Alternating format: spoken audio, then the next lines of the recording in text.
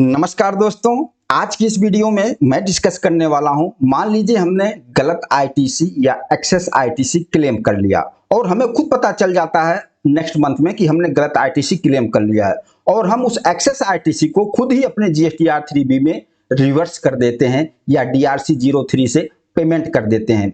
तो क्या हमें इंटरेस्ट भी देना होगा? देखिए, यहाँ पर लोग कंफ्यूज होते हैं और गलती भी कर देते हैं। गलती क्या करते हैं, जैसे मैंने भी बोला, जो एक्सेस आईटीसी उन्होंने क्लेम किया वही अमाउंट वही आईटीसी को नेक्स्ट मंथ में रिवर्स कर देते हैं, लेकिन इंटरेस्ट नहीं पेमेंट कर देते हैं। तो क्या इंटरेस्ट पेमेंट करना होगा?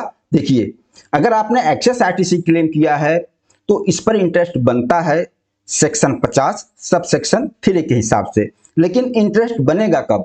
इंटरेस्ट तब लगेगा आपने आईटीसी अवेल्ड किया लेकिन यूटिलाइज नहीं किया है तो कोई इंटरेस्ट नहीं, उतना आईटीसी आप रिवर्स कर दीजिए। अगर आपने अवेल्ड किया और आईटीसी को यूटिलाइज कर लिया फिर इंटरेस्ट आपको देना पड़ेगा। इंटरेस्ट कहां से देना पड़ेगा? जब आपने जिस डेट को आपने यूटिलाइज किया उस डेट से इंटरेस्ट स्टार्ट होगा। कहां तक? जिस डेट को आप आईटीसी रिवर्स कर रहे हो।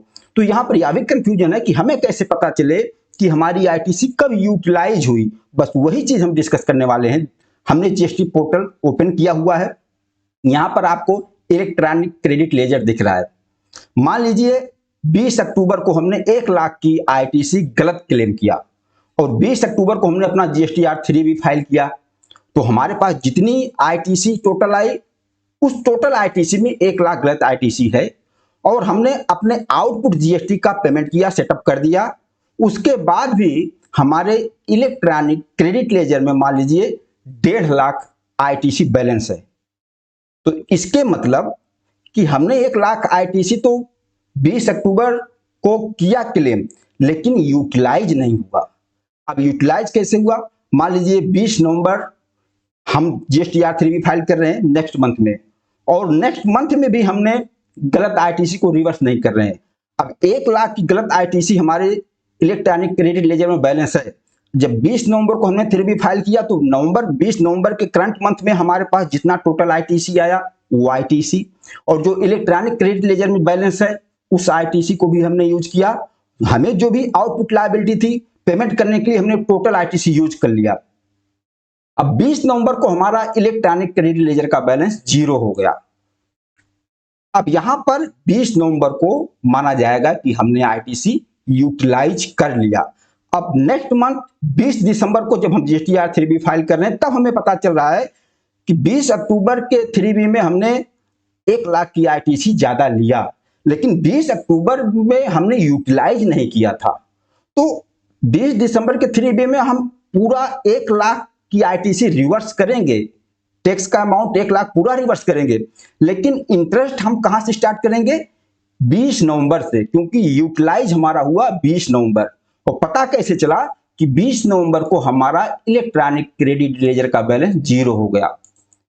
और दूसरा, मान लीजिए 1 लाख की गलत आईटीसी हमने लिया था और 20 नवंबर को हमारे इलेक्ट्रॉनिक क्रेडिट लेजर में बैलेंस बचता है 50,000 और गलत आईटीसी हमारी थी 1 लाख का। जब 20 दिसंबर को हम आईटीसी रिवर्स कर रहे हैं तो इसके मतलब कि यूटिलाइज कितना हुआ? सिर्फ 50,000 यूटिलाइज हुआ।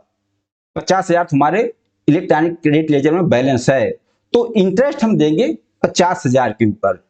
यह मैटर क्लियर हुआ? तो सीधा सीधा सा इसका सिंपल तरीका, आप यह देखो कि आपने कितना अमाउंट का एक्सेस आईटीसी लिया है।